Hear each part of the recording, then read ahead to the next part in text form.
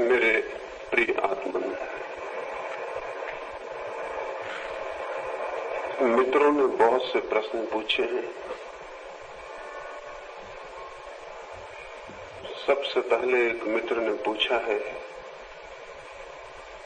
कि मैंने बोलने के लिए सेक्स या काम का विषय क्यों चुना है। इसकी थोड़ी सी कहानी है।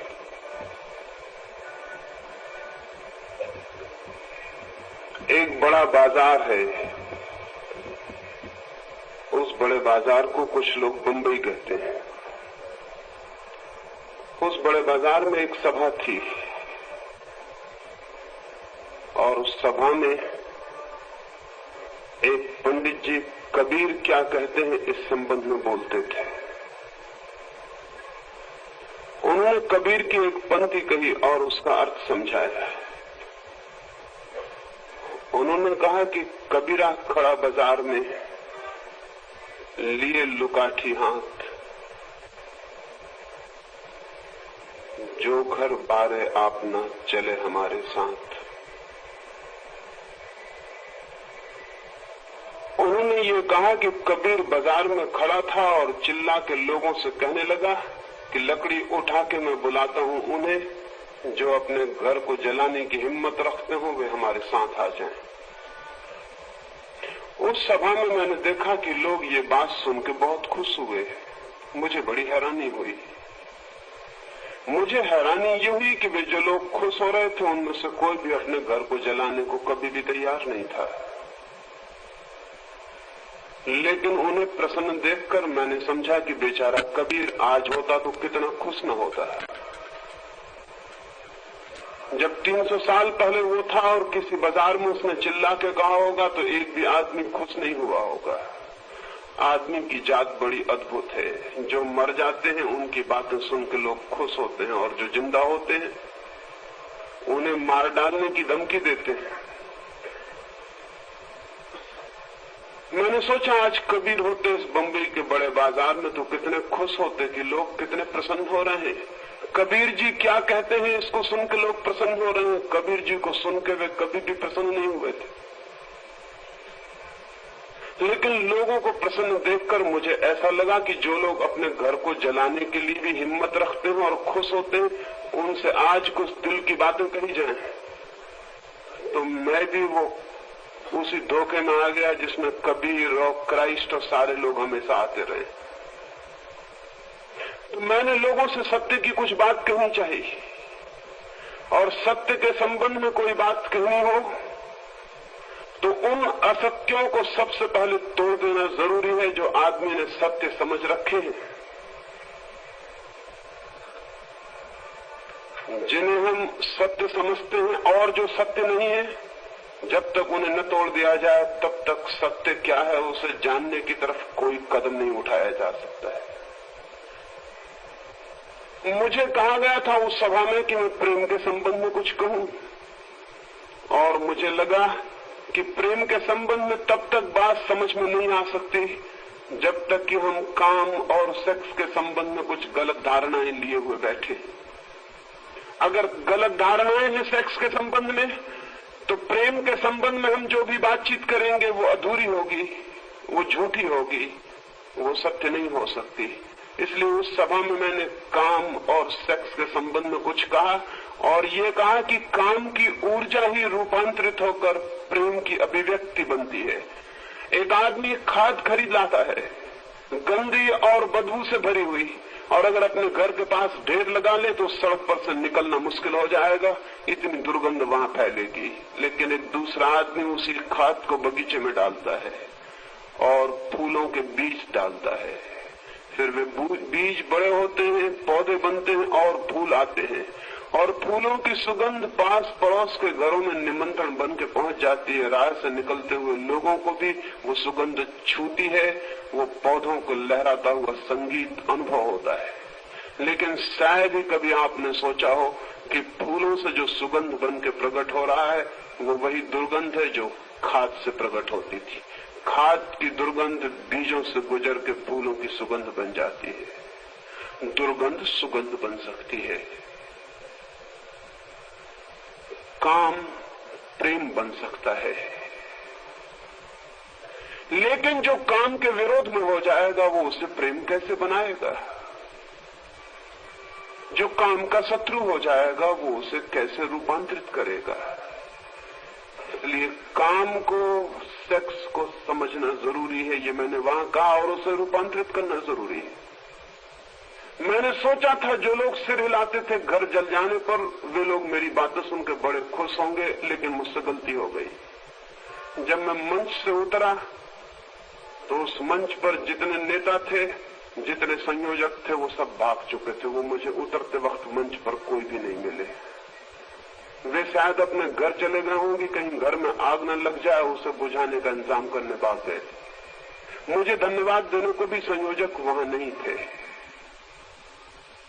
जितनी भी सफेद टोपियां थी, जितने भी खादी वाले लोग थे, वो मंच पर कोई भी नहीं थे, वो जा चुके थे।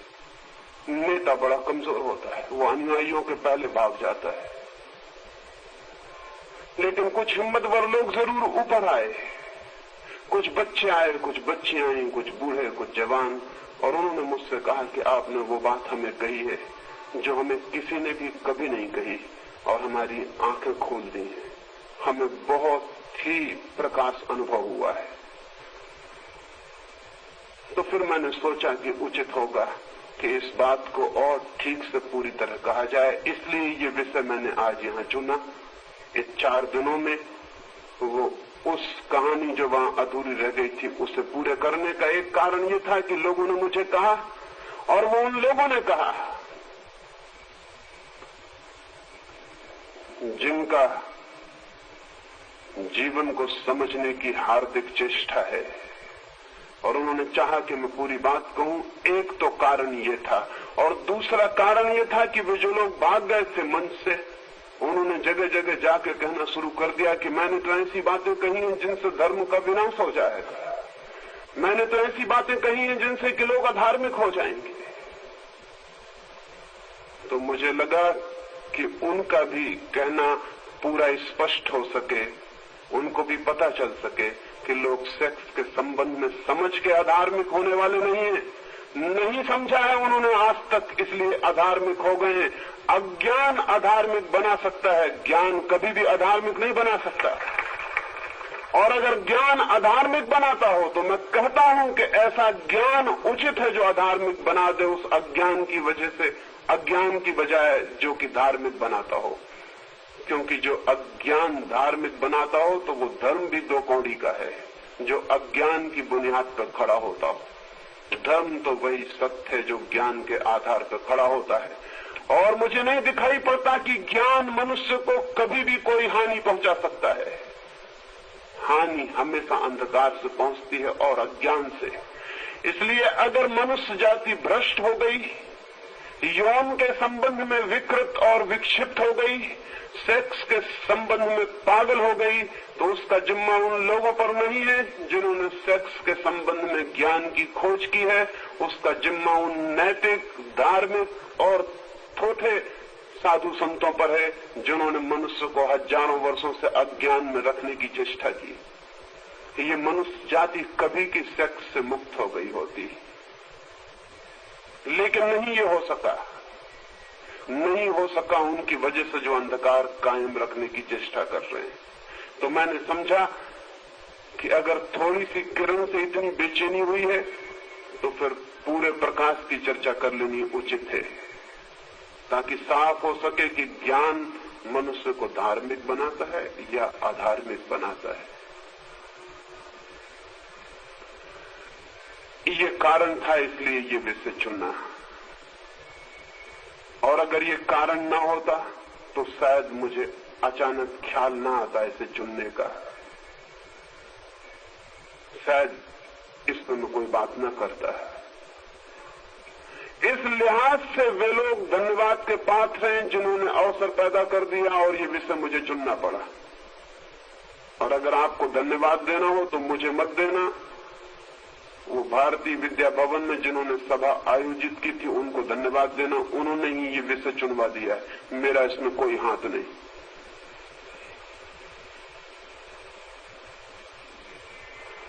एक मित्र ने पूछा है मैंने कहा कि काम का रूपांतरण ही प्रेम बनता है, तो उन्होंने पूछा है कि माँ का बेटे के लिए प्रेम, क्या वो भी काम है, वो भी सेक्स है? और भी कुछ लोगों ने इसी तरह के प्रश्न पूछे। इसे थोड़ा समझ लेना उपयोगी होगा। अगर मेरी बात आपने ध्यान से सुनी है तो मैंने कहा कि सेक्स के अनुभव के बड़ी गहराइयां हैं जिन तक आदमी पहुंच भी नहीं पाता है। 3 तल हैं सेक्स के अनुभव के, वो मैं आपसे कहूं। एक तल तो शरीर का तल है, बिल्कुल फिजियोलॉजिकल। एक आदमी वेश्या के पास जाता है, उससे जो सेक्स का अनुभव होता है वो शरीर से गहरा नहीं हो सकता। वेश्या शरीर बेच सकती है, मन नहीं बेचा जा सकता, और आत्मा के बेचने का तो कोई उपाय नहीं। शरीर मिल सकता है। एक आदमी बलात्कार करता है तो बलात्कार में किसी का मन भी नहीं मिल सकता और किसी की आत्मा भी नहीं। शरीर पर बलात्कार किया जा सकता है, आत्मा पर बलात्कार करने का न कोई उपाय खोजा जा सका है न खोजा जा सकता है। तो बलात्कार में भी जो अनुभव होगा वो शरीर का होगा। सेक्स का प्राथमिक अनुभव शरीर से ज्यादा गहरा नहीं होता है, लेकिन शरीर के अनुभव पर ही जो रुक जाते हैं वो सेक्स के पूरे अनुभव को उपलब्ध नहीं होते। उन्हें मैंने जो गहराइयों की बातें कही हैं उसका उन्हें कोई भी पता नहीं चल सकता। और अधिक लोग शरीर के तल पर ही रुक गए। इस संबंध में ये भी जान लेना जरूरी है कि जिन देशों में भी प्रेम के बिना विवाह होता है उस देश में सेक्स शरीर के तल पर ही रुक जाता है, उससे गहरा नहीं जा सकता। विवाह 2 शरीरों का हो सकता है, विवाह 2 आत्माओं का नहीं। 2 आत्माओं का प्रेम हो सकता है। तो अगर प्रेम से विवाह निकलता हो तब तो विवाह एक गहरा अर्थ ले लेता है। और अगर विवाह 2 पंडितों के और 2 जोशियों के हिसाब किताब से निकलता हो और जाति के विचार से निकलता हो और धन के विचार से निकलता हो तो वैसा विवाह कभी भी शरीर से ज्यादा गहरा नहीं जा सकता। लेकिन ऐसे विवाह का एक फायदा है, शरीर मन की बजाय ज्यादा स्थिर चीज है। इसलिए शरीर जिन समाजों में विवाह का आधार है उन समाजों में विवाह सुस्थिर होगा, जीवन भर चल जाएगा। शरीर अस्थिर चीज नहीं है, शरीर बहुत स्थिर चीज, उसमें परिवर्तन बहुत धीरे धीरे आता है और पता भी नहीं चलता। शरीर जड़ता का तल है। इसलिए जिन समाजों ने यह समझा कि विवाह को स्थिर बनाना जरूरी है, एक ही विवाह पर्याप्त हो, बदलाहट की जरूरत ना पड़े, उनको प्रेम अलग कर देना पड़ा, क्योंकि प्रेम होता है मन से और मन चंचल है। जो समाज प्रेम के आधार पर विवाह को निर्मित करेंगे उन समाजों में तलाक अनिवार्य होगा, उन समाजों में विवाह परिवर्तित होगा, विवाह स्थायी व्यवस्था नहीं हो सकती, क्योंकि प्रेम तरल है, मन चंचल है, शरीर स्थिर और जड़ है। आपके घर में एक पत्थर पड़ा हुआ है, सुबह पत्थर पड़ा था, सांझ भी पत्थर वहीं पड़ा रहेगा। सुबह एक फूल खिला था, सांझ तक मुरझा जाएगा और गिर जाएगा। फूल जिंदा है, जन्मेगा, जिएगा, मरेगा। पत्थर मुर्दा है, वैसे ही का वैसा सुबह था, वैसा ही शाम पड़ा रहेगा। पत्थर बहुत स्थिर है, विवाह पत्थर की तरह है। शरीर के तल पर जो विवाह है वो स्थिरता लाता है, समाज के हित में है, लेकिन एक एक व्यक्ति के अहित में है, क्योंकि वो स्थिरता शरीर के तल पर लाई गई है और प्रेम से बचा गया है। इसलिए शरीर के तल से ज्यादा पति और पत्नी का संभोग और सेक्स नहीं पहुंच पाता गहरे में। एक यांत्रिक, एक मैकेनिकल रूटीन हो जाती है, एक यंत्र की भांति जीवन हो जाता है सेक्स का। उस अनुभव को रिपीट करते रहते हैं और जड़ होते चले जाते हैं, लेकिन उससे ज्यादा गहराई कभी भी नहीं मिलती। जहां प्रेम के बिना विवाह होता है उस विवाह में और वेश्या के पास जाने में बुनियादी भेद नहीं है। थोड़ा सा भेद है, बुनियादी नहीं है वो। वेश्या को आप एक दिन के लिए खरीदते हैं और पत्नी को आप पूरे जीवन के लिए खरीदते हैं, इससे ज्यादा फर्क नहीं पड़ता। जहां प्रेम नहीं है वहां खरीदना ही है, चाहे एक दिन के लिए खरीदो चाहे पूरी जिंदगी के लिए खरीदो। हालांकि साथ रहने से रोज रोज एक तरह का संबंध पैदा हो जाता है, एसोसिएशन से लोग उसी को प्रेम समझ लेते हैं, वो प्रेम नहीं है। प्रेम और ही बात है। शरीर के तल पर विवाह है, इसलिए शरीर के तल से गहरा संबंध कभी भी नहीं उत्पन्न हो पाता। ये एक तल है। दूसरा तल है सेक्स का, मन का तल, साइकोलॉजिकल। वाटरशाइन से लेकर पंडित कोक तक जिन लोगों ने भी इस तरह के शास्त्र लिखे हैं सेक्स के बाबत, वो शरीर के तल से गहरे नहीं जाते। दूसरा तल है मानसिक।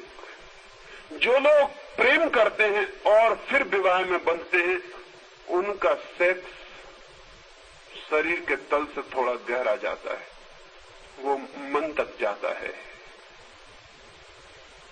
उसकी गहराई साइकोलॉजिकल है। लेकिन वो भी रोज रोज पुनरुक्त होने से थोड़े दिनों में शरीर के तल पर आ जाता है और यांत्रिक हो जाता है। पश्चिम ने जो व्यवस्था विकसित की है 200 वर्षों में प्रेम विवाह की, वो मानसिक तल तक सेक्स को ले जाती, और इसीलिए पश्चिम में समाज अस्त व्यस्त हो गया है, क्योंकि मन का कोई भरोसा नहीं है। वो आज कहता है कुछ, कल कुछ कहने लगता है, सुबह कुछ कहता है, सांझ कुछ कहने लगता है, घड़ी भर पहले कुछ कहता है, घड़ी भर बाद कुछ कहने लगता है। शायद आपने सुना होगा कि बायरन ने जब शादी की तो कहते हैं तब तक वो कोई 60-70 स्त्रियों से संबंधित रह चुका था। एक स्त्री ने उसे मजबूर ही कर दिया विवाह के लिए, तो उसने विवाह किया। और जब वो चर्च से उतर रहा था विवाह करके, अपनी पत्नी का हाथ में लेकर, घंटियां बज रही हैं चर्च की, मोमबत्तियां भी जो जलाई गई हैं जल रही हैं, अभी जो मित्र स्वागत करने आए थे वो विदा हो रहे हैं, और वो अपनी पत्नी का हाथ पकड़ के सामने खड़ी घोड़ा गाड़ी में बैठने के लिए चर्च की सीढ़ियां उतर रहा है, तभी उसे चर्च के सामने ही एक और स्त्री जाती हुई दिखाई पड़ी। एक क्षण को वो भूल गया अपनी पत्नी को, उसके हाथ को, अपने विवाह को। सारा प्राण उस स्त्री का पीछा करने लगा। जाके वो गाड़ी में बैठा बहुत ईमानदार आदमी रहा होगा, उसने अपनी पत्नी से कहा कि तूने कुछ ध्यान दिया, एक अजीब घटना घट गई। कल तक तुझसे मेरा विवाह नहीं हुआ था तो मैं विचार करता था कि तू मुझे मिल पाएगी या नहीं, तेरे सिवाय मुझे कोई भी नहीं दिखाई पड़ता था। और आज जबकि विवाह हो गया, मैं तेरा हाथ पकड़ के नीचे उतर रहा हूं, मुझे एक स्त्री दिखाई पड़ी गाड़ी के उस तरफ जाती हुई, और तू मुझे भूल गई और मेरा मन उस स्त्री का पीछा करने लगा। और एक क्षण को मुझे लगा कि काश ये स्त्री मुझे मिल जाए। मन इतना चंचल है।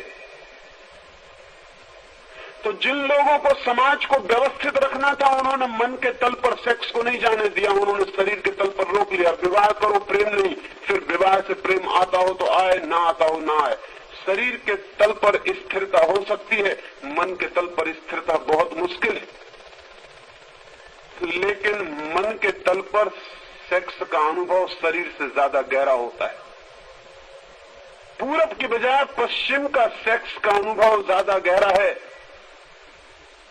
तो पश्चिम के जो मनोवैज्ञानिक हैं, फ्रायड से जुंग तक, उन सारे लोगों ने जो भी लिखा है वो सेक्स की दूसरी गहराई, वो मन की गहराई।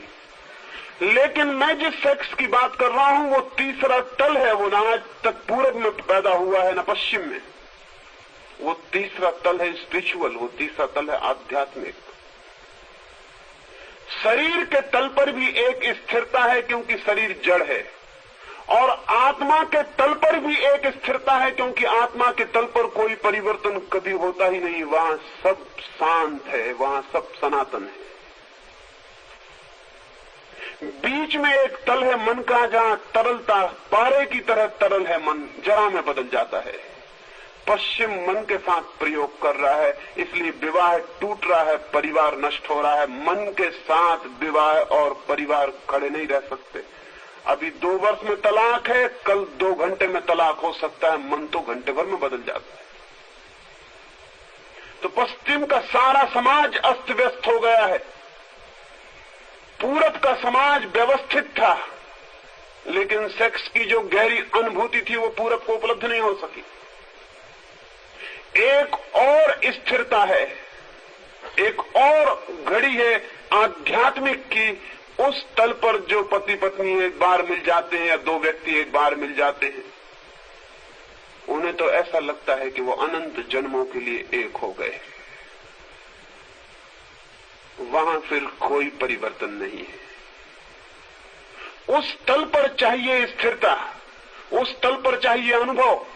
तो मैं जिस अनुभव की बात कर रहा हूं, जिस सेक्स की बात कर रहा हूं, वो स्पिरिचुअल सेक्स, आध्यात्मिक अर्थ नियोजन करना चाहता हूं काम की वासना में।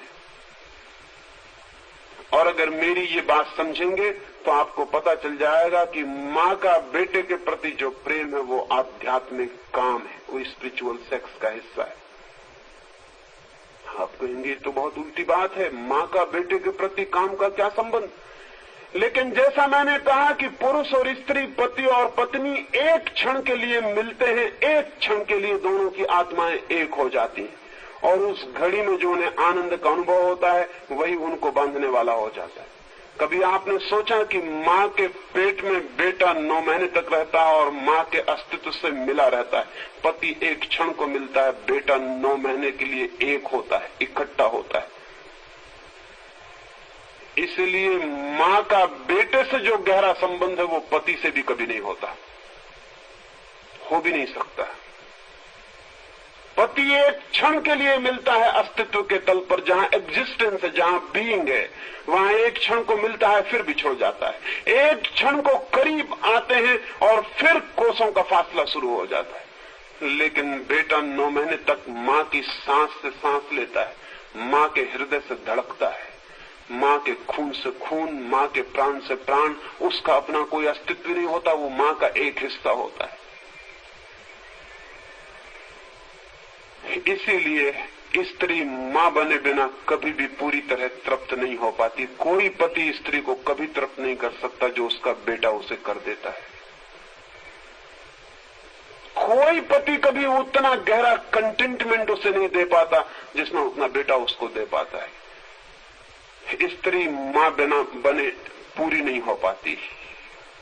उसके व्यक्तित्व का पूरा निखार, पूरा सौंदर्य उसके मां बनने पर प्रकट होता है। उससे उसके बेटे के आत्मिक संबंध बहुत गहरे हैं। और इसीलिए आप ये भी समझ लो कि जैसे ही स्त्री मां बन जाती है उसकी सेक्स में रुचि कम हो जाती है। कभी आपने ख्याल किया?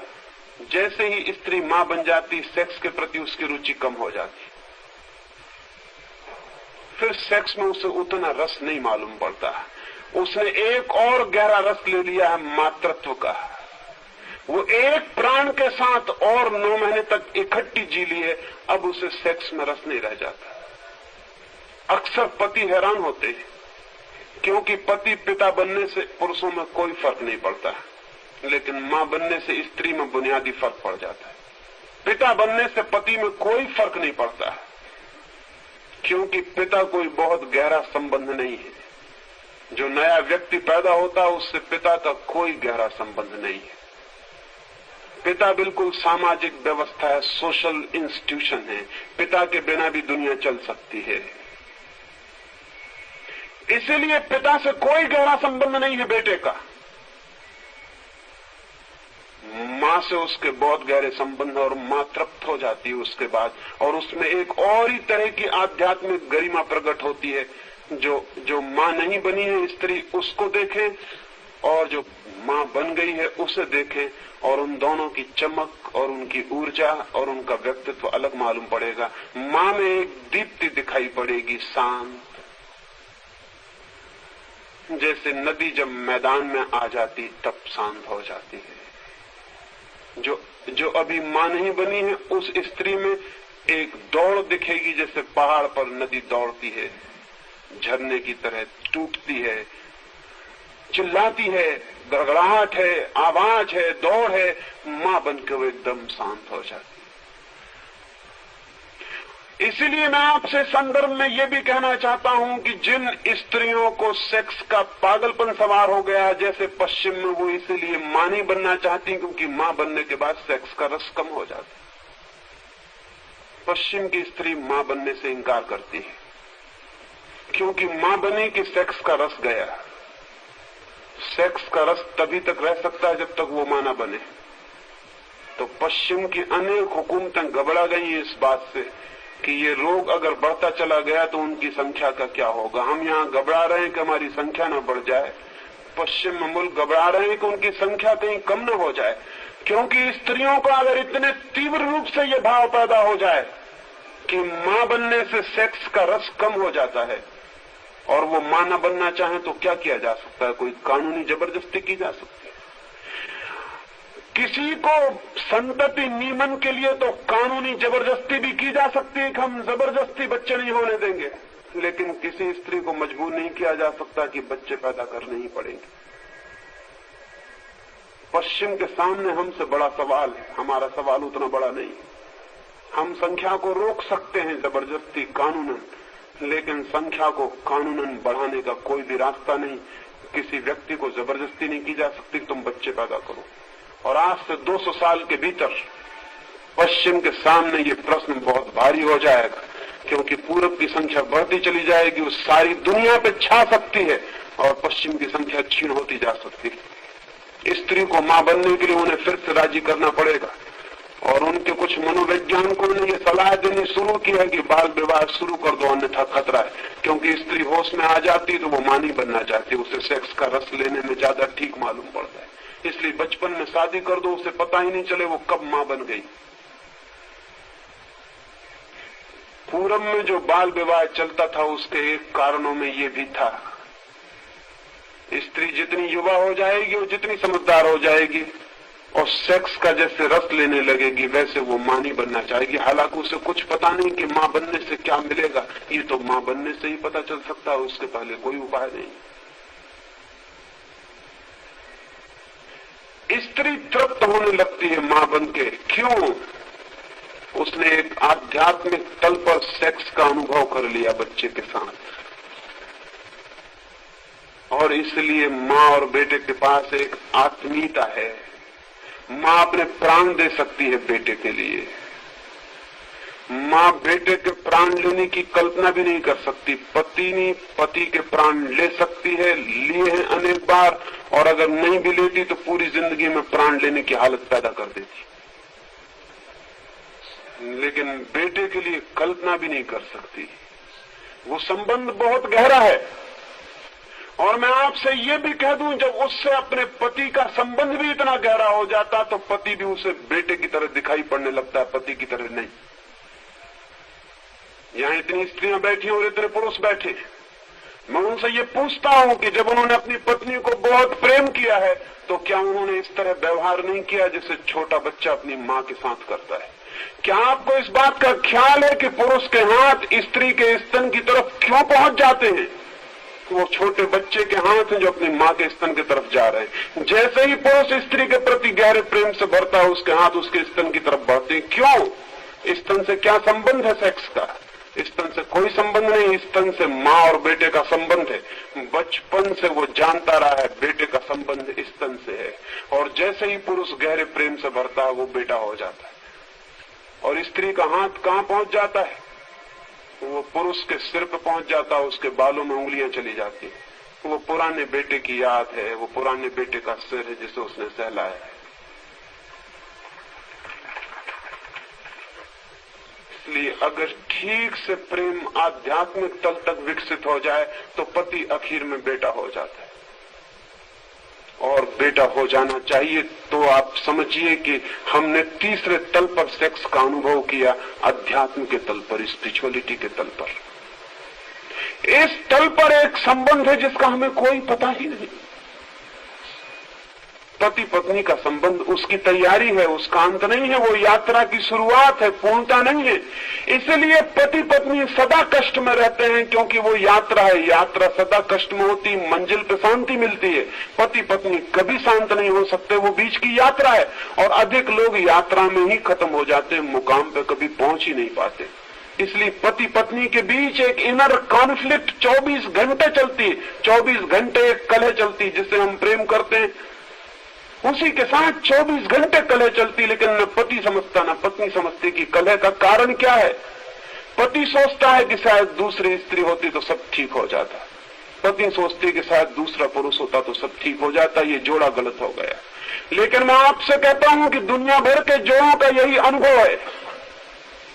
और आपको अगर बदलने का मौका दे दिया जाए तो इतना ही फर्क पड़ेगा, जैसे कि कुछ लोग अर्थी को लेके मरघट जाते हैं, कंधे पर रख के अर्थी को, एक कंधा दुखने लगता है तो उठा के दूसरे कंधे पर रख लेते हैं।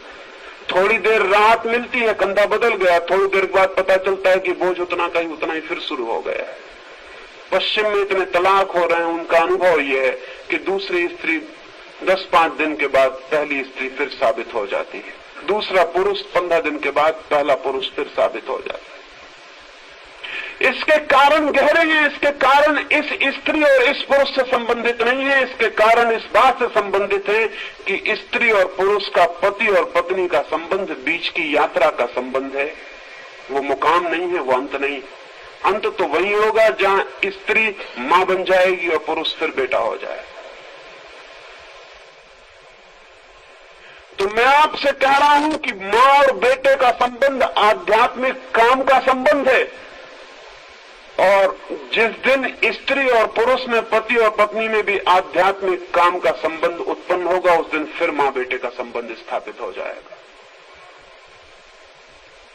और वो स्थापित हो जाए तो एक तृप्ति, जिसको मैंने कहा कंटेंटमेंट अनुभव होगा, और उस अनुभव से ब्रह्मचर्य फलित होता है। तो ये मत सोचें कि मां और बेटे के संबंध में कोई काम नहीं है, आध्यात्मिक काम है।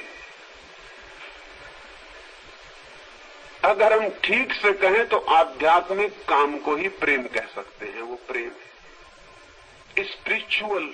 जैसे ही सेक्स हो जाता है वो प्रेम हो जाता है। एक मित्र ने इस संबंध में और एक बात पूछी है। उन्होंने पूछा है कि आपको हम सेक्स पर कोई अथॉरिटी, कोई प्रमाणिक व्यक्ति नहीं मान सकते हैं। हम तो आपसे ईश्वर के संबंध में पूछने आए थे और आप सेक्स के संबंध में बताने लगे। हम तो सुनने आए थे ईश्वर के संबंध। तो आप हमें ईश्वर के संबंध में बताइए। उन्हें शायद पता नहीं कि जिस व्यक्ति को हम सेक्स के संबंध में भी अथॉरिटी नहीं मान सकते, उससे ईश्वर के संबंध में पूछना फिजूल है। क्योंकि जो पहली सीढ़ी के संबंध में कुछ नहीं जानता, उससे आप अंतिम सीढ़ी के संबंध में पूछना चाहते हैं। अगर सेक्स के संबंध में जो मैंने कहा वो स्वीकारी नहीं है, तो फिर तो भूल के ईश्वर के संबंध में मुझसे पूछने का भी मत आना, क्योंकि वो बात ही खत्म हो गई। पहली कक्षा के योग में सिद्ध नहीं हुआ तो अंतिम कक्षा के योग कैसे सिद्ध हो सकता हूं। लेकिन उनके पूछने का कारण है, अब तक काम को और राम को दुश्मन की तरह देखा जाता रहा है, सेक्स को और परमात्मा को दुश्मन की तरह देखा जाता रहा है। अब तक ऐसा समझा जाता रहा है कि जो राम की खोज करते हैं उनको काम से कोई संबंध नहीं है, और जो लोग काम की यात्रा करते हैं उनको अध्यात्म से कोई संबंध नहीं। ये दोनों बातें बेवकूफी की हैं। आदमी काम की यात्रा भी राम की खोज के लिए ही करता है। वो काम का इतना तीव्र आकर्षण राम की ही खोज है, और इसीलिए काम में कभी तृप्ति नहीं मिलती। कभी ऐसा नहीं लगता कि बस पूरा हो गया सब। वो जब तक राम न मिल जाए तब तक लग भी नहीं सकता। और जो लोग काम के शत्रु होकर राम को खोजते हैं, राम की खोज नहीं है, वो सिर्फ राम के नाम में काम से एस्केप है, पलायन। काम से बचना है, इधर प्राण घबराते हैं, डर लगता है, तो राम की चदरिया ओढ़ के उसमें छुप जाना है और राम राम राम राम राम राम जपते रहना है कि वो काम की याद ना आए। जब भी कोई आदमी राम राम राम राम जपते मिले तो जरा गौर करना, उसके भीतर राम राम के जप के पीछे काम का जप चल रहा होगा, सेक्स का जप चल रहा होगा। स्त्री को देखेगा और माला फेरने लगेगा, कहेगा राम राम राम राम राम राम। वो स्त्री दिखी कि वो ज्यादा जोर से माला फेरता है, ज्यादा जोर से राम राम कहते। क्यों? वो भीतर जो काम बैठा है वो धक्के मार रहा है, राम का नाम ले लेकर उसे भुलाने की कोशिश करता है। लेकिन इतनी आसान तरकीबों से अगर जीवन बदलते होते तो दुनिया कभी की बदल गई होती। उतना आसान रास्ता नहीं। तो मैं आपसे कहना चाहता हूं कि काम को समझना जरूरी है अगर आप अपने राम की और परमात्मा की खोज को भी समझना चाहते हैं। क्यों? ये इसलिए मैं कहता हूं कि एक आदमी बंबई से कलकत्ते की यात्रा करना चाहे, वो कलकत्ते के संबंध में पता लगाए कि कलकत्ता कहाँ है, किस दिशा में है, लेकिन उसे यही पता ना हो कि बंबई कहाँ है और किस दिशा में है। और कलकत्ते की वो यात्रा करना चाहे तो क्या वो कभी सफल हो सकेगा? कलकत्ता जाने के लिए सबसे पहले ये पता लगाना जरूरी है कि बंबई कहाँ है, जहां मैं हूं वो किस दिशा में है। फिर कलकत्ते की तरफ दिशा विचार की जा सकती है। लेकिन मुझे यही पता नहीं कि बंबई कहाँ है, तो कलकत्ते के बाबत सारी जानकारी फिजूल है, क्योंकि यात्रा मुझे बंबई से शुरू करनी पड़ेगी। यात्रा का प्रारंभ बंबई से करना है और प्रारंभ पहले है, अंत बाद में है। आप कहाँ खड़े हैं? राम की यात्रा करना चाहते हैं वो ठीक, भगवान तक पहुंचना चाहते हैं वो ठीक, लेकिन खड़े कहाँ हैं आप? खड़े तो काम में है, खड़े तो वासना में है, खड़े तो सेक्स में। वो आपका निवास गृह है जहां से आपको कदम उठाने हैं और यात्रा करनी। तो पहले तो उस जगह को समझ लेना जरूरी है जहां हम हैं, जो एक्चुअलिटी है उसे पहले, जो वास्तविक है उसे पहले समझ लेना जरूरी है। तब हम उसे भी समझ सकते हैं, जो संभावना है, जो पॉसिबिलिटी है, जो हम हो सकते हैं, उसे जानने के लिए जो हम हैं उसे पहले जान लेना जरूरी है। अंतिम कदम को समझने के पहले पहला कदम समझ लेना जरूरी है, क्योंकि पहला कदम ही अंतिम कदम तक पहुंचाने का रास्ता बनेगा। और अगर पहला कदम ही गलत हो गया तो अंतिम कदम कभी भी सही नहीं होने वाला है। राम से भी ज्यादा महत्वपूर्ण काम को समझना है, परमात्मा से भी ज्यादा महत्वपूर्ण सेक्स को समझना है। क्यों इतना महत्वपूर्ण है? इसलिए महत्वपूर्ण है कि अगर परमात्मा तक पहुंचना है तो सेक्स को बिना समझे आप नहीं पहुंच सकते। इसलिए ये मत पूछे। और रह गई अथॉरिटी की बात कि मैं अथॉरिटी हूं या नहीं, ये कैसे निर्णय होगा? अगर मैं ही संबंध में कुछ कहूंगा तो वो निर्णायक नहीं रहेगा, क्योंकि मेरे संबंध में ही निर्णय होना है। अगर मैं ही कहूं कि मैं अथॉरिटी हूं तो उसका कोई मतलब नहीं। अगर मैं कहूं कि मैं अथॉरिटी नहीं हूं तो उसका भी कोई मतलब नहीं है, क्योंकि मेरे दोनों वक्तव्यों के संबंध में विचारनी है कि अथॉरिटेटिव आदमी कह रहा है कि गैर अथॉरिटेटिव। मैं जो भी कहूंगा इस संबंध में वो फिजूल है। मैं अथॉरिटी हूं या नहीं, ये तो आप थोड़े सेक्स की दुनिया में प्रयोग करके देखें, और जब अनुभव आएगा तो पता चलेगा कि जो मैंने कहा था वो अथॉरिटी थी या नहीं। उसके बिना कोई रास्ता नहीं है। मैं आपसे कहता हूं कि तैरने का ये रास्ता है। आप कहें कि लेकिन हम कैसे माने कि आप तैरने के संबंध में प्रमाणिक बात कह रहे हैं? तो मैं कहता हूं कि चलिए आपको साथ लेके नदी में उतरा जा सकता है। आपको नदी में उतारे देता हूं। मैंने जो कहा है आपको, अगर वो कारगर हो जाए पार होने में, हाथ पैर चलाने में और तैरने में, तो आप समझना कि जो मैंने कहा है वो कुछ जान के कहा है। उन्होंने ये भी कहा है कि फ्रायड अथॉरिटी हो सकते हैं। लेकिन मैं आपसे कहता हूं, जो मैं कह रहा हूं उस पर फ्रायड दो कौड़ी भी नहीं जानते। फ्रायड मानसिक तल से कभी भी ऊपर नहीं उठ पाया। उसको कल्पना भी नहीं है आध्यात्मिक सेक्स की। फ्रायड की सारी जानकारी रुग्ण सेक्स की है, हिस्टेरिक, होमोसेक्सुअलिटी, मेस्टरबेशन, इस सब की खोजबीन है। रुग्ण सेक्स, विकृत सेक्स के बाबत खोजबीन है, पैथोलॉजिकल है, बीमार की चिकित्सा की वो खोज है। फ्रायड एक डॉक्टर है। फिर पश्चिम में जिन लोगों का उसने अध्ययन किया वे मन के तल के सेक्स के लोग हैं। उसके पास एक भी अध्ययन नहीं, एक भी केस हिस्ट्री नहीं जिसको स्पिरिचुअल सेक्स कहा जा सके। तो अगर खोज करनी है कि जो मैं कह रहा हूं वो कहां तक सच है, तो सिर्फ एक दिशा में खोज हो सकती है, वो दिशा है तंत्र।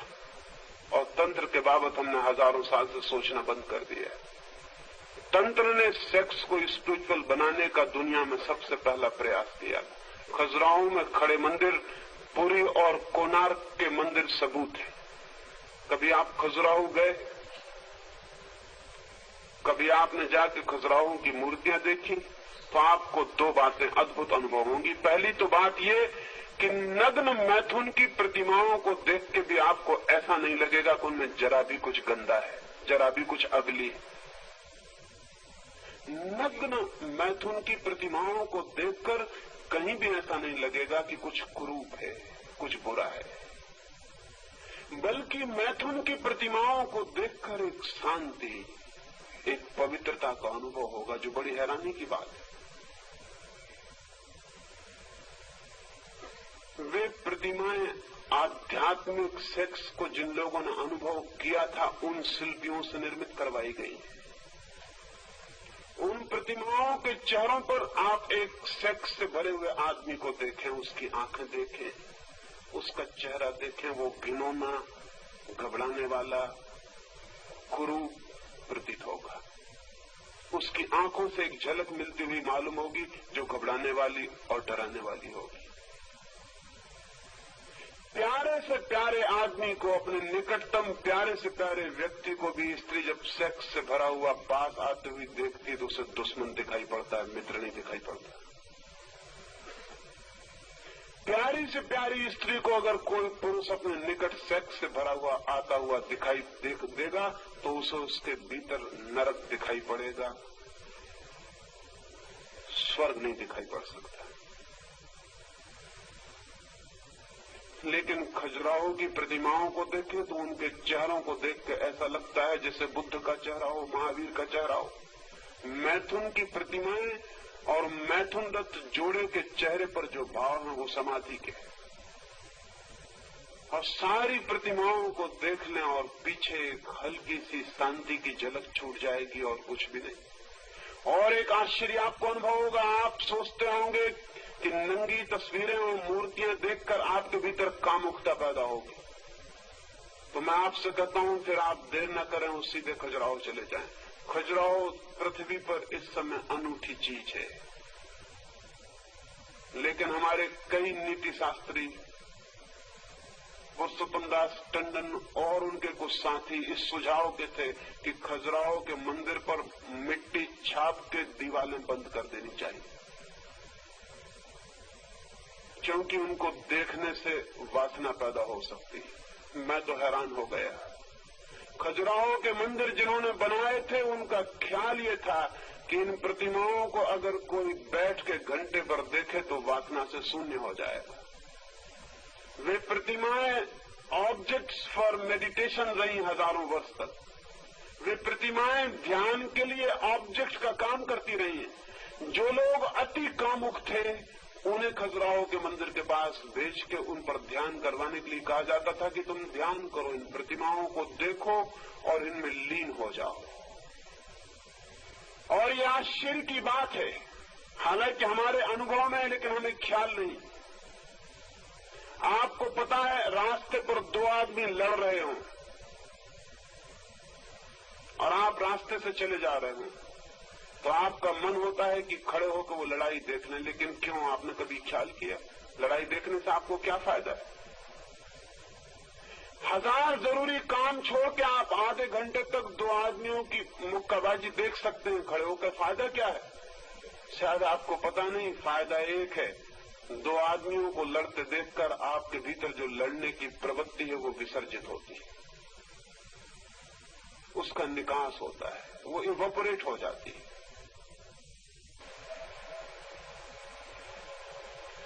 अगर मैथुन की प्रतिमा को कोई घंटे भर तक शांत बैठ के ध्यान मग्न होकर देखे तो उसके भीतर जो मैथुन करने का पागल भाव है वो विलीन हो जाता है।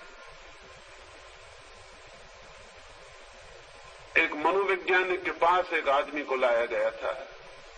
वो एक दफ्तर में काम करता है और अपने मालिक से, अपने बॉस से बहुत रुष्ट है। मालिक उससे कुछ भी कहता तो उसे बहुत अपमान मालूम होता और उसके मन में होता है कि निकालूं जूता और इसे मार दूं। लेकिन मालिक को जूता कैसे मारा जा सकता है? हालांकि ऐसे नौकर कम ही होंगे जिनके मन में ये ख्याल ना आता हो कि निकालूं जूता और मार दूं। ऐसा नौकर खोजना मुश्किल है। अगर आप मालिक हैं तो भी आपको पता होगा, और आप अगर नौकर हैं तो भी आपको पता होगा कि नौकर के मन में नौकर होने की भारी पीड़ा है और मन होता है कि इसका बदला ले लूं। लेकिन नौकर अगर बदला ले सकता तो नौकर होता क्यों? तो वो बेचारा मजबूर है और दबाए चला जाता है। फिर तो हालत उसकी ऐसी रुग्ण हो गई कि उसे ये डर पैदा हो गया कि किसी दिन आवेश में मैं जूता मार ही न दूं, तो वो जूता घर ही छोड़ जाता है। लेकिन दफ्तर में उसे जूते की दिन भर याद आती है, और जब भी मालिक दिखाई पड़ता है वो पैर टटोल कर देखता है कि जूता, लेकिन जूता तो वो घर छोड़ाया और खुश होता है कि अच्छा हुआ मैं छोड़ाया, किसी दिन आवेश के क्षण में निकल आया, जूता तो मुश्किल हो गई। लेकिन घर जूता छोड़ाने से जूते से मुक्ति नहीं होती। जूता उसका पीछा करने लगा। वो कागज पर कुछ भी बनाता है तो जूता बन जाता है। वो रजिस्टर पर कुछ ऐसे ही लिख रहा है और पाता है कि जूते ने आकार लेना शुरू कर दिया। उसके प्राणों में जूता गिरने लगा है। वो बहुत घबरा गया है और उसे ऐसा डर लगने लगा है धीरे धीरे कि मैं किसी भी दिन हमला कर सकता हूं। तो उसने अपने घर आके कहा कि अब मुझे नौकरी पे जाना ठीक नहीं, मैं छुट्टी लेना चाहता हूं, क्योंकि अब हालत ऐसी हो गई कि मैं दूसरे का जूता निकाल के भी मार सकता हूं। अब अपने जूते की जरूरत नहीं रह गई। मेरे हाथ दूसरे लोगों के पैरों की तरफ भी बढ़ने की कोशिश करते। तो घर के लोगों ने समझा कि वो पागल होता है, उसे एक मनोवैज्ञानिक के पास ले गया। उस मनोवैज्ञानिक ने कहा कि इसकी बीमारी बड़ी नहीं, छोटी सी है, इसके मालिक की एक तस्वीर घर में लगा लो और इससे कहो कि रोज सुबह 5 जूते धार्मिक भाव से मारा करे। 5 जूते मारे तब दफ्तर जाए, बिल्कुल रिलीजियसली। ऐसा नहीं कि किसी दिन चूक जाए, जैसे लोग ध्यान जप करते हैं, बिल्कुल वक्त पर 5 जूते मारे, दफ्तर से लौट के 5 जूते मारे।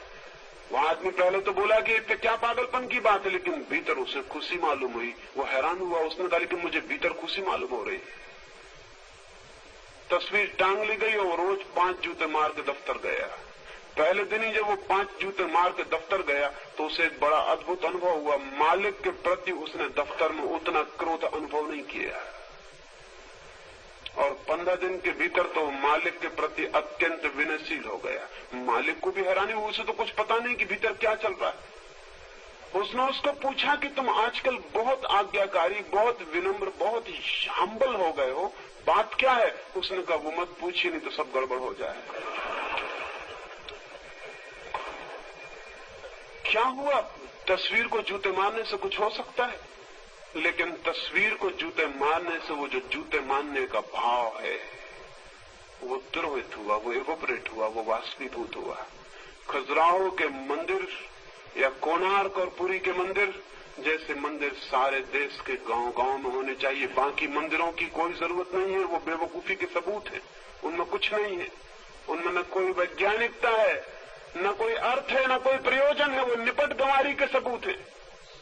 लेकिन खजुराहो के मंदिर जरूर अर्थपूर्ण है। जिस आदमी का भी मन सेक्स से बहुत भरा हो वो जाके उन पर ध्यान करे और वो हल्का लौटेगा, शांत लौटेगा। तंत्र ने जरूर सेक्स को आध्यात्मिक बनाने की कोशिश की थी, लेकिन इस मुल्क के नीति शास्त्री और जो मॉरल प्रीचर्स हैं उन दुष्टों ने उनकी बात को समाज तक नहीं पहुंचने दिया। वो मेरी बात भी नहीं पहुंचने देना चाहते। यहां से मैं भारतीय विद्या भवन से बोलकर जबलपुर वापस लौटा और तीसरे दिन मुझे एक पत्र मिला कि अगर आप इस तरह की बातें कहना बंद नहीं कर देते हैं तो आपको गोली क्यों न मार दी जाए। मैंने उत्तर देना चाहता था, लेकिन वो गोली मारने वाले सज्जन बहुत कायर मालूम पड़े। ना उन्होंने नाम लिखा था, ना पता लिखा था। शायद वो डरे होंगे कि मैं पुलिस को न दे दूं। लेकिन अगर वो यहां कहीं हो, अगर होंगे तो किसी झाड़ के पीछे या कहीं दीवार के पीछे छुपे होंगे। अगर वो यहां कहीं हो तो मैं उनको कहना चाहता हूं कि पुलिस को देने की कोई भी जरूरत नहीं। वो अपना नाम और पता मुझे भेज दें ताकि मैं उनको उत्तर दे सकूं। लेकिन अगर उनकी हिम्मत ना हो तो मैं उत्तर यहीं दिए देता हूं ताकि वो सुन ले। पहली तो बात यह है कि इतनी जल्दी गोली मारने की मत करना, क्योंकि गोली मारते ही जो बात मैं कह रहा हूं वो परम सत्य हो जाएगी, इसका उनको पता होना चाहिए। जीसस क्राइस्ट को दुनिया कभी की भूल गई होती अगर उसको सूली पर न लटकाया गया होता। जीसस क्राइस्ट को दुनिया कभी की भूल गई होती अगर उसको सूली न मिली होती। सूली देने वाले ने बड़ी कृपा की। और मैंने तो यहां तक सुना है कुछ इनर सर्कल्स में जो जीवन की गहराइयों की खोज करते हैं, उनसे मुझे ये भी ज्ञात हुआ है कि जीसस ने खुद अपनी सूली लगवाने के लिए योजना और षड्यंत्र किया था।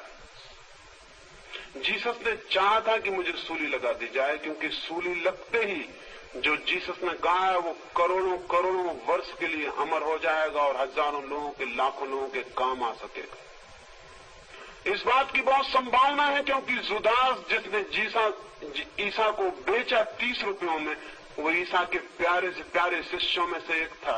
और ये संभव नहीं है कि जो वर्षों से ईसा के पास रहा वो सिर्फ 30 रुपए में ईसा को बेच दे, सिवाय इसके कि ईसा ने उसको कहा हो कि तू कोशिश कर, दुश्मन से मिल जा और किसी तरह मुझे उलझा दे और सूली लगवा दे, ताकि मैं जो कह रहा हूं वो अमृत का स्थान ले ले और करोड़ों लोगों का उद्धार बन जाए। महावीर को अगर सूली लगी होती तो दुनिया में केवल 30 लाख जैन नहीं होते, 30 करोड़ हो सकते थे।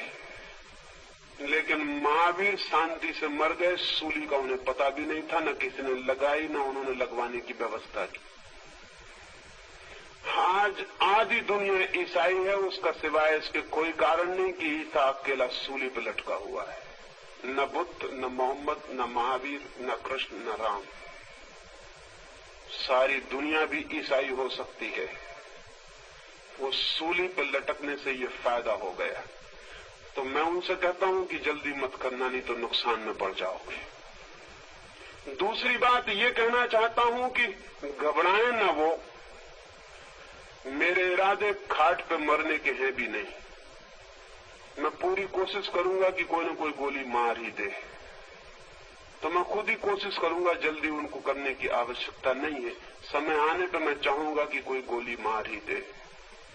जिंदगी भी काम आती है और गोली लग जाए तो मौत भी काम आती है और जिंदगी से ज्यादा काम आ जाती है। जिंदगी जो नहीं कर पाती वो गोली लगी हुई मौत कर देती है।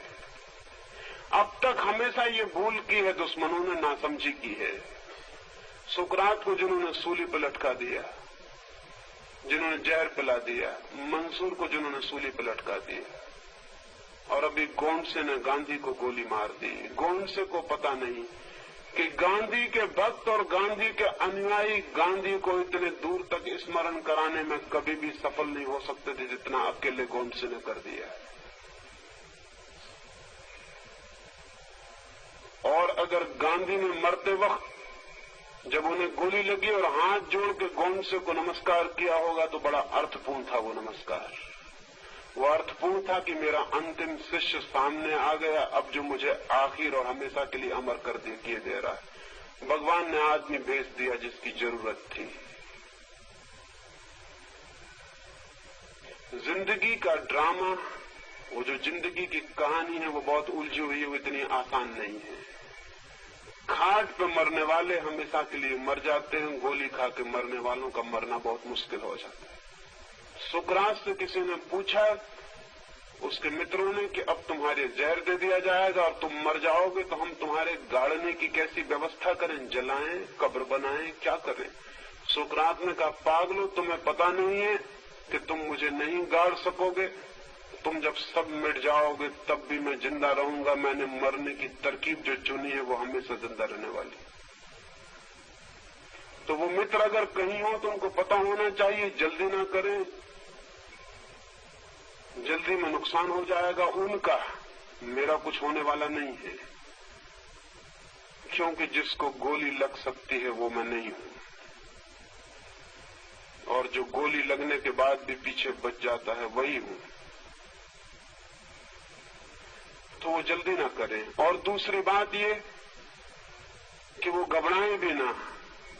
मैं हर तरह की कोशिश करूंगा कि खाट पे न मर सकूं। वो मरना बड़ा गड़बड़ है, वो बेकार ही मर जाना है, वो निरर्थक मर जाना है। मर जाने की भी सार्थकता चाहिए।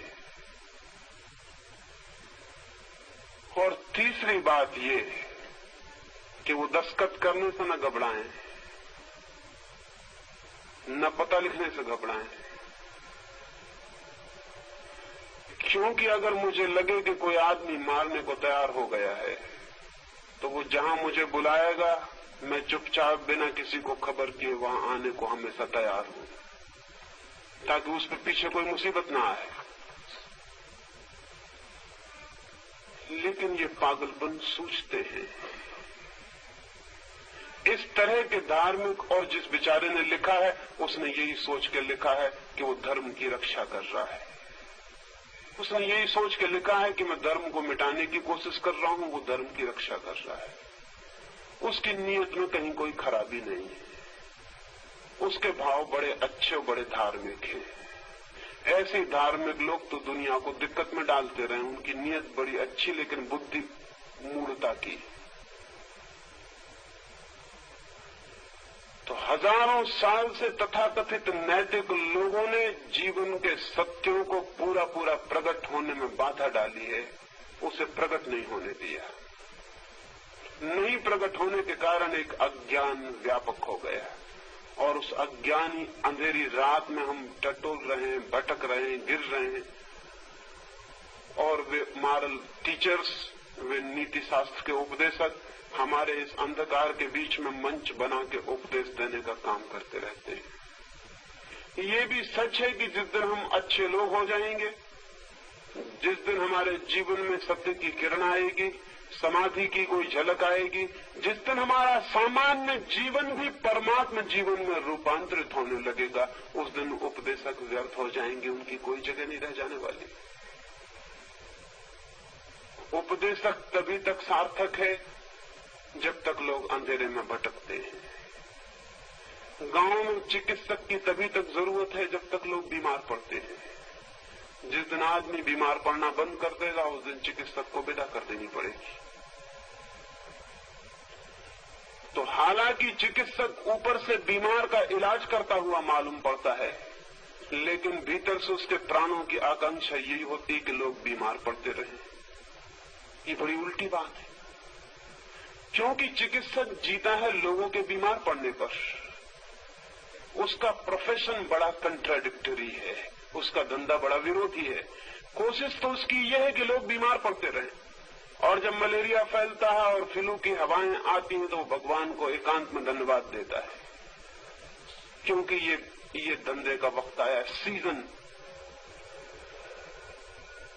मैंने सुना है एक रात एक मधुशाला में बड़ी देर तक कुछ मित्र आके खाना पीना करते रहे, शराब पीते रहे। उन्होंने खूब मौज की, और जब वो चलने लगे आधी रात को, तो शराब खाने के मालिक ने अपनी पत्नी को कहा कि भगवान को धन्यवाद, बड़े भले लोग आए, ऐसे लोग रोज आते रहे तो कुछ ही दिनों में मालामाल हो जाए।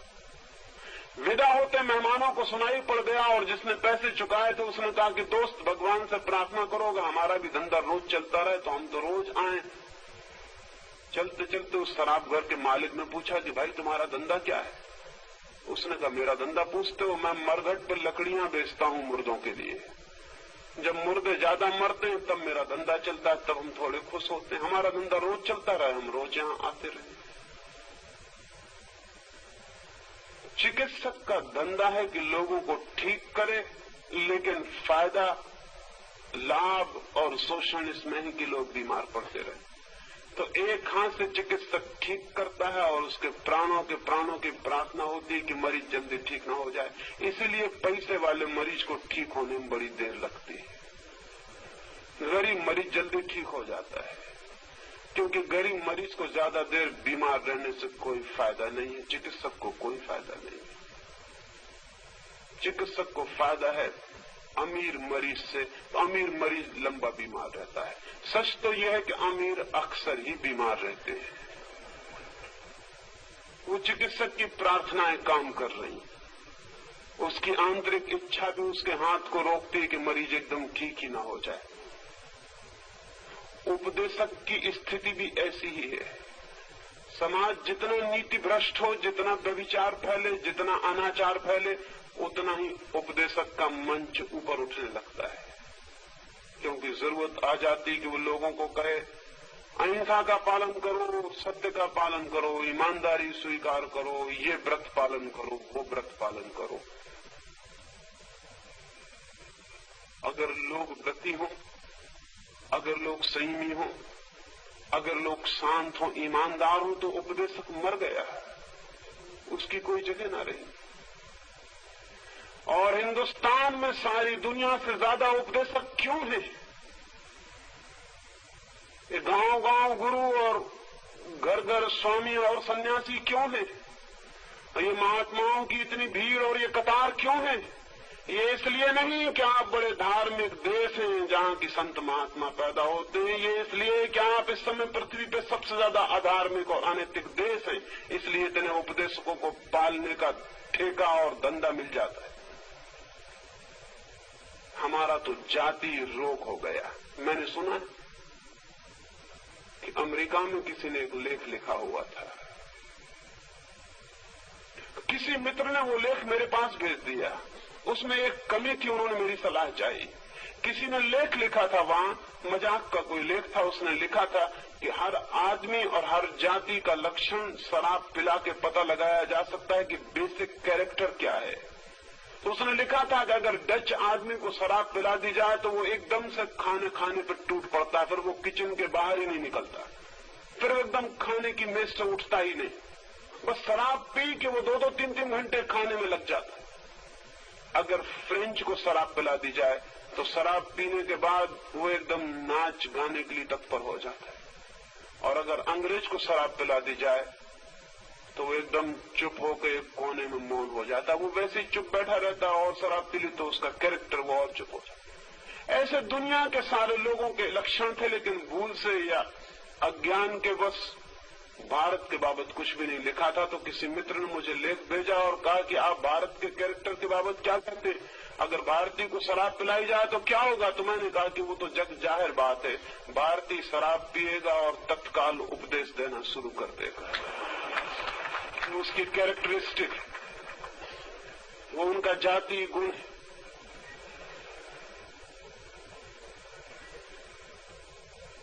ये जो उपदेशों का समाज और साधु संतों और महात्माओं की ये लंबी कतार है, ये रोग के लक्षण है, ये अनिति के लक्षण है। और मजा ये है कि इनमें से कोई भी भीतरी हृदय से कभी नहीं चाहता कि अनिति मिट जाए, रोग मिट जाए, क्योंकि उसके मिटने के साथ तो वो भी मिट जाते हैं। प्राणों की पुकार यही होती है कि रोग बना रहे और बढ़ता चला जाए, और उस रोग को बढ़ाने के लिए जो सबसे सुगम उपाय है वो यह है कि जीवन के संबंध में सर्वांगीण ज्ञान उत्पन्न न हो सके, और जीवन के जो सबसे ज्यादा गहरे केंद्र हैं, जिनके अज्ञान के कारण अनीति और व्यभिचार और भ्रष्टाचार फैलता है, उन केंद्रों को आदमी कभी भी न जान सके, क्योंकि उन केंद्रों को जान लेने के बाद मनुष्य के जीवन से अनीति तत्काल विदा हो सकती है। और मैं आपसे कहना चाहता हूं कि सेक्स मनुष्य की अनीति का सर्वाधिक केंद्र है।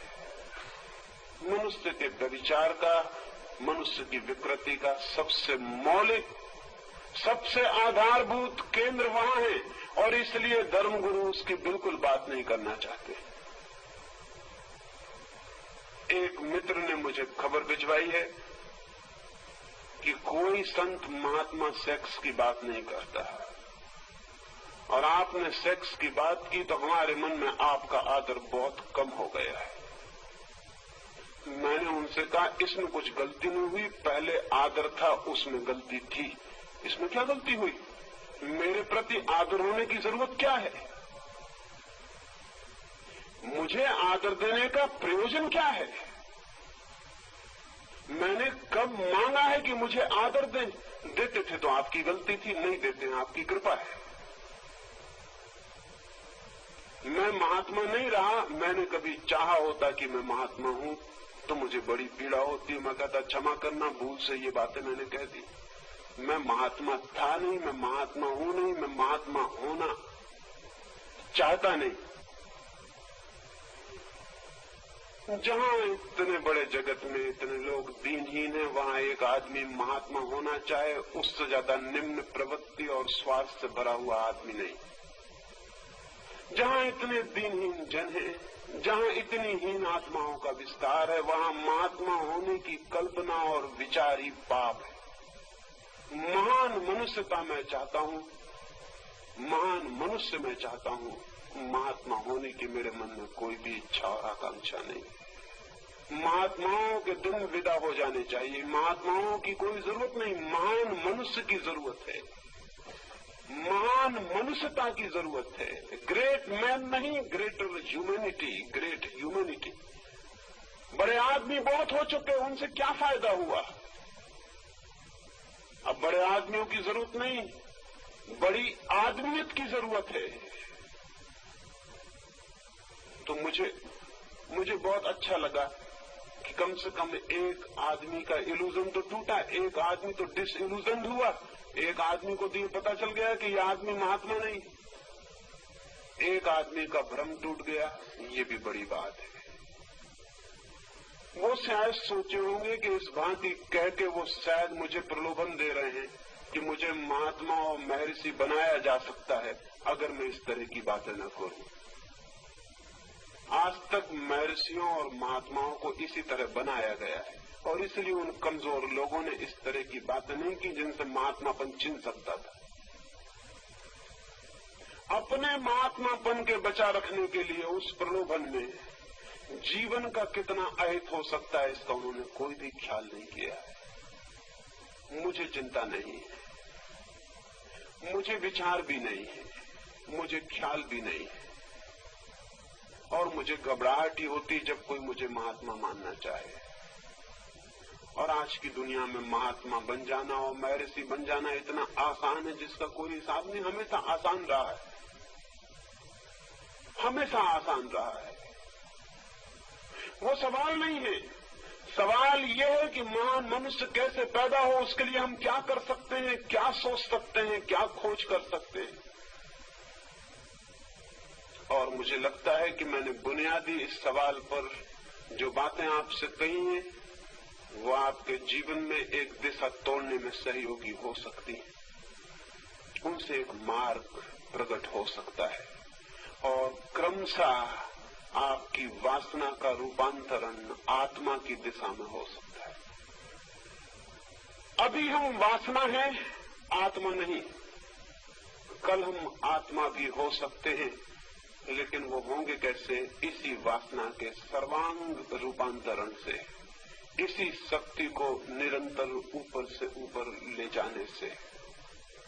जैसा मैंने कल आपको कहा, उस संबंध में भी बहुत से प्रश्न हैं, उसके संबंध में एक बात कहूंगा। मैंने आपको कहा कि संभोग में समाधि की झलक का स्मरण रखें, रिमेम्बरिंग रखें और उस बिंदु को पकड़ने की कोशिश करें, उस बिंदु को जो विद्युत की तरह संभोग के बीच में चमकता है समाधि का, एक क्षण को जो चमक आती और विदा हो जाती, उस बिंदु को पकड़ने की कोशिश करें कि वो क्या है, उसे जानने की कोशिश करें, उसको पकड़ लें पूरी तरह से कि वो क्या है। और एक दफा उसे आपने पकड़ लिया तो उस पकड़ में आपको दिखाई पड़ेगा कि उस क्षण में आप शरीर नहीं रह जाते हैं, बॉडी लेसनेस। उस क्षण में आप शरीर नहीं, उस क्षण में एक झलक की तरह आप कुछ और हो गए हैं, आप आत्मा हो गए। और वो झलक आपको दिखाई पड़ जाए तो फिर उस झलक के लिए ध्यान के मार्ग से श्रम किया जा सकता है। उस झलक को फिर ध्यान की तरफ से पकड़ा जा सकता है। उस झलक को फिर ध्यान के रास्ते से जाके परिपूर्ण रूप से, पूरे रूप से जाना और जिया जा सकता है। और वो अगर हमारे ज्ञान, जानने और जीवन का हिस्सा बन जाए तो आपके जीवन में सेक्स की कोई जगह नहीं रह जाएगी। एक मित्र ने पूछा है कि अगर इस भांति सेक्स विदा हो जाएगा तो दुनिया में संतति का क्या होगा? अगर इस भांति सारे लोग समाधि का अनुभव करके ब्रह्मचर्य को उपलब्ध हो जाएंगे तो बच्चों का क्या होगा? जरूर इस भांति के बच्चे पैदा नहीं होंगे जिस भांति आज पैदा होते हैं। ये ढंग कुत्ते, बिल्लियों और इल्लियों का तो ठीक है, आदमियों का ठीक नहीं। ये कोई ढंग है? ये कोई बच्चों की कतार लगाए चले जाना, निरर्थक, अर्थहीन, बिना जाने पूछे ये भीड़ पैदा करते चले जाना। ये भीड़ कितनी हो गई? ये भीड़ इतनी हो गई है कि वैज्ञानिक कहते हैं कि अगर 100 वर्ष तक इसी भांति बच्चे पैदा होते रहे और कोई रुकावट नहीं लगाई जा सकती तो जमीन पर टहनी हिलाने के लिए भी जगह नहीं बचेगी। हमेशा आप सभा में ही खड़े हुए मालूम होंगे, जहां जाएंगे वहीं सभा मालूम होगी। सभा करना बहुत मुश्किल हो जाएगा। टहनी हिलाने की जगह नहीं रह जाने वाली 100 साल के भीतर अगर यही स्थिति रही। वो मित्र ठीक पूछते हैं कि अगर इतना ब्रह्मचर्य उपलब्ध होगा तो बच्चे कैसे पैदा होंगे? उनसे भी मैं एक और बात कहना चाहता हूं, वो भी अर्थ की है और आपके ख्याल में आ जानी चाहिए। ब्रह्मचर्य से भी बच्चे पैदा हो सकते हैं, लेकिन ब्रह्मचर्य से बच्चों के पैदा करने का सारा प्रयोजन और अर्थ बदल जाता है।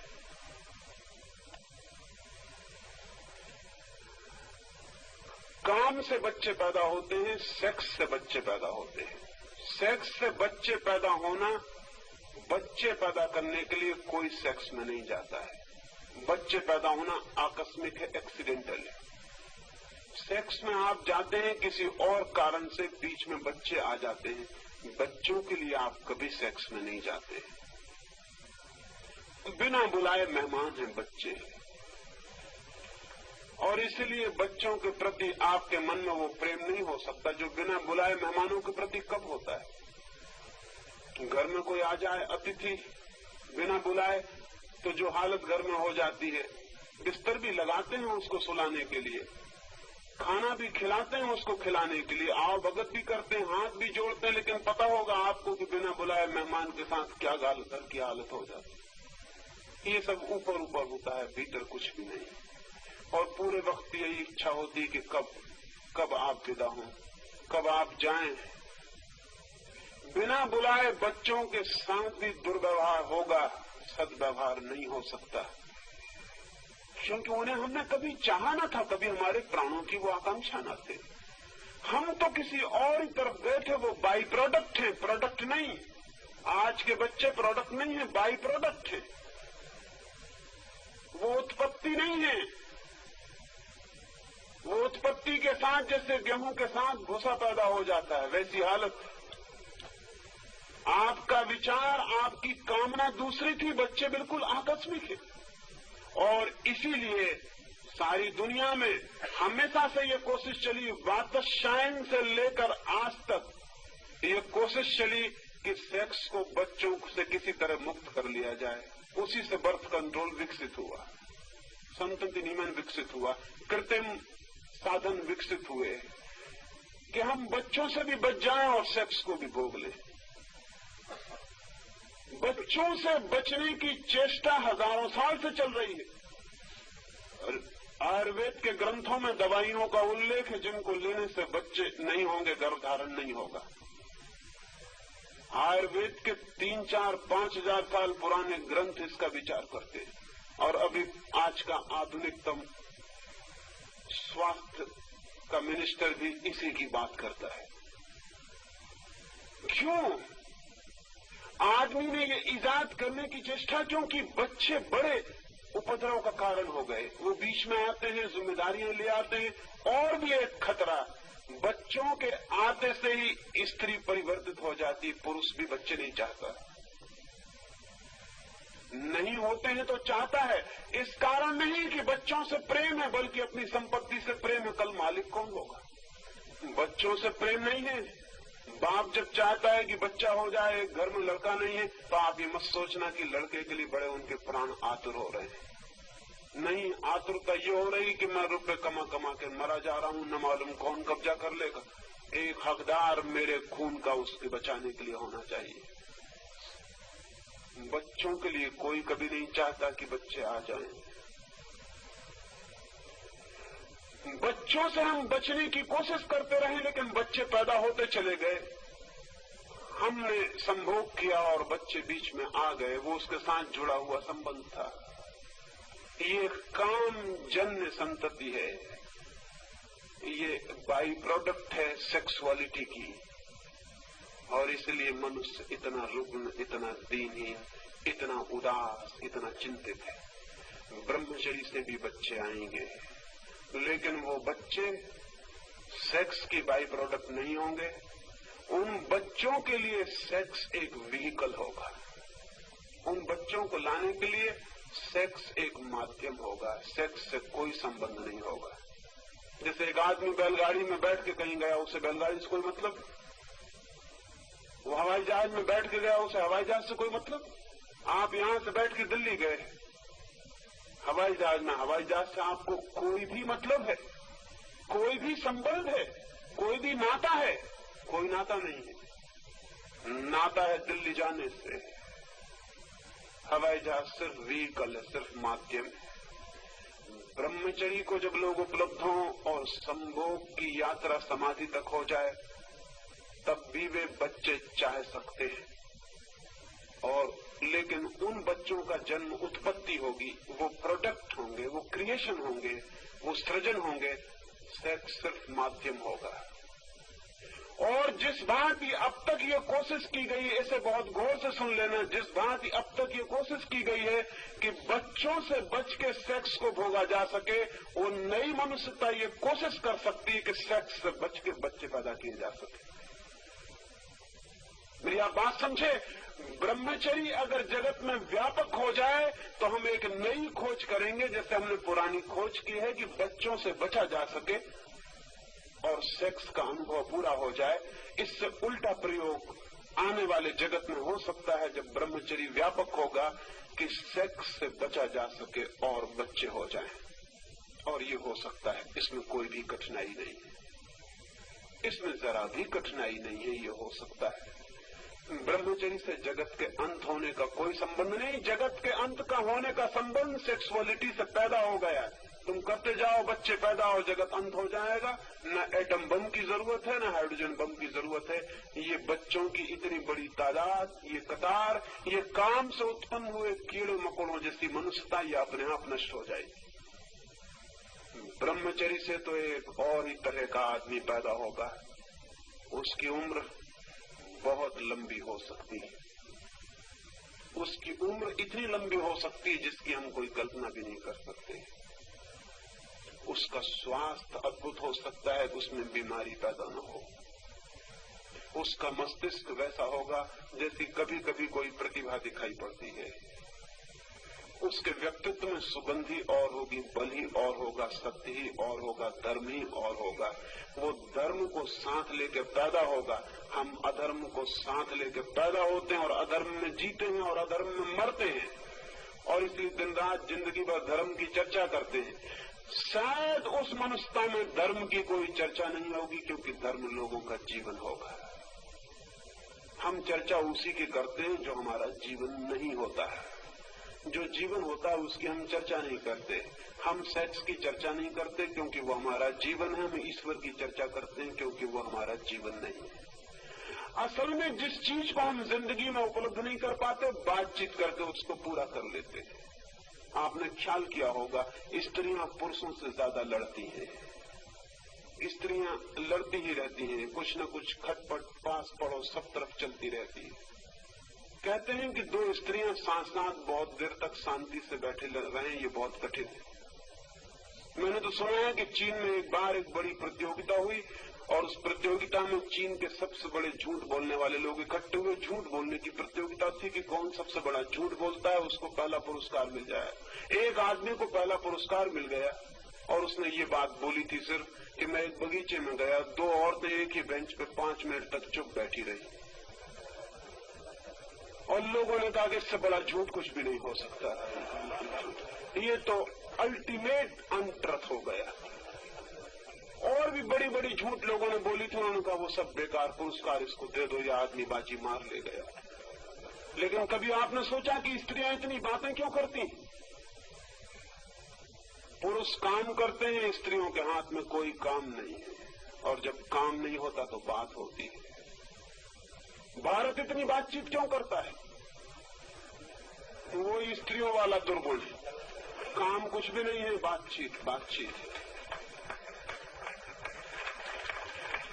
ब्रह्मचर्य से एक नए मनुष्य का जन्म होगा जो बातचीत करने वाला नहीं, जीने वाला होगा। वो धर्म की बात नहीं करेगा, धर्म को जिएगा। लोग भूल ही जाएंगे कि धर्म कुछ है, वो इतना स्वभाव हो सकता है। उस मनुष्य के बाबत विचार करना भी अद्भुत है। वैसे कुछ मनुष्य पैदा होते रहे, आकस्मिक था उनका पैदा होना। कभी एक महावीर पैदा हो जाता है,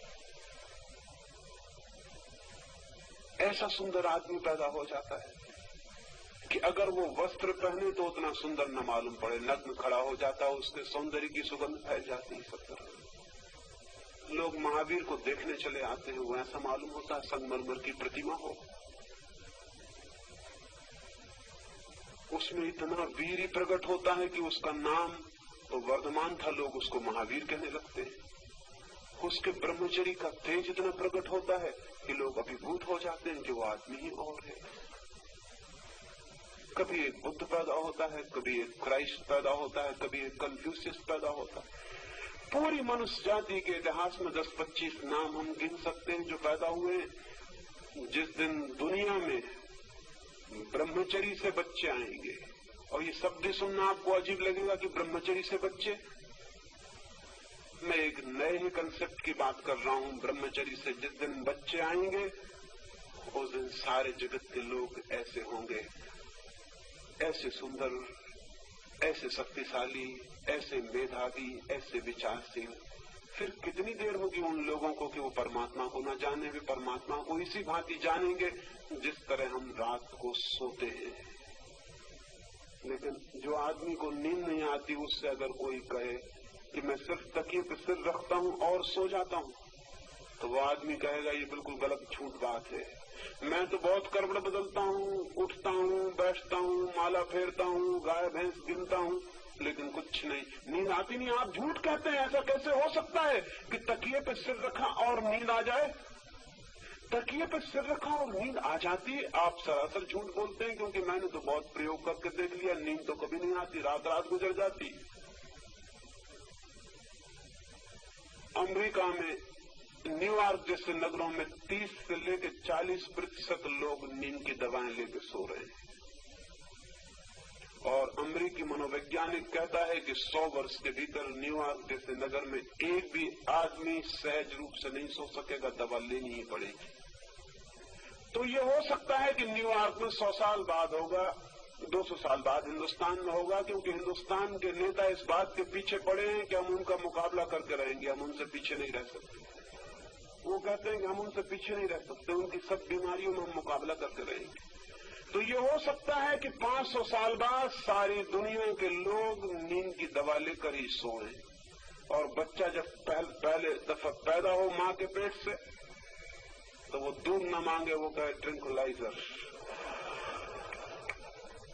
9 महीने सो नहीं पाया तुम्हारे पेट में, ट्रैंक्विलाइजर कहां है? तो 500 साल बाद उन लोगों को ये विश्वास दिलाना कठिन होगा कि आज से 500 साल पहले सारी मनुष्यता आंख बंद करती थी और सो जाती थी। वो कहेंगे इम्पॉसिबल, असंभव है ये बात, ये नहीं हो सकता। कैसे हो सकती है ये बात? मैं आपसे कहता हूं, उस ब्रह्मचर्य से जो जीवन उपजेगा उसको ये विश्वास करना कठिन हो जाएगा कि लोग चोर थे, लोग बेईमान थे, लोग हत्यारे थे, लोग आत्महत्याएं कर लेते थे, लोग जहर खाते थे, लोग शराब पीते थे, लोग छुरे भोंकते थे, लोग युद्ध करते थे। ये उनको विश्वास करना मुश्किल होगा कि ये कैसे हो सकता है। काम से अब तक उत्पत्ति हुई है और वो भी उस काम से जो फिजियोलॉजिकल से ज्यादा नहीं है। एक आध्यात्मिक काम का जन्म हो सकता है और एक नए जीवन का प्रारंभ हो सकता है। उस नए जीवन के प्रारंभ के लिए थोड़ी सी बात इन 4 दिनों में मैंने आपसे कही। मेरी बातों को इतने प्रेम और इतनी शांति से, और ऐसी बातों को जिन्हें प्रेम और शांति से सुनना बहुत मुश्किल गया होगा, बड़ी कठिनाई मालूम पड़ी होगी। एक मित्र तो मेरे पास आया, वो कहने लगे कि मैं डर रहा था कि कहीं 10-20 आदमी खड़े होकर ये न कहने लगे कि बंद करिए, ये बात नहीं होनी चाहिए। मैंने कहा इतने हिम्मतवर आदमी भी होते तो भी ठीक था। इतने हिम्मतवर आदमी भी कहाँ है कि किसी को कहना कि बंद करिए ये बात। अगर इतने ही हिम्मतवर आदमी इस मुल्क में होते तो बेवकूफों की कतार जो कुछ भी कह रही है मुल्क में, वो कभी की बंद हो गई होती, लेकिन वो बंद नहीं हो पा रही। मैंने कहा मैं तो प्रतीक्षा करता हूं कि कभी कोई बहादुर आदमी खड़े हो कहेगा कि बंद कर दो ये बात, तो उससे कुछ बात करने का मजा होगा। तो ऐसी बातों को जिनसे कि मित्र डरे हुए थे कि कहीं कोई खड़े होकर न कहते, आप इतने प्रेम से सुनते रहे, आप बड़े भले आदमी हैं और जितना आपका ऋण मानूं उतना कम है।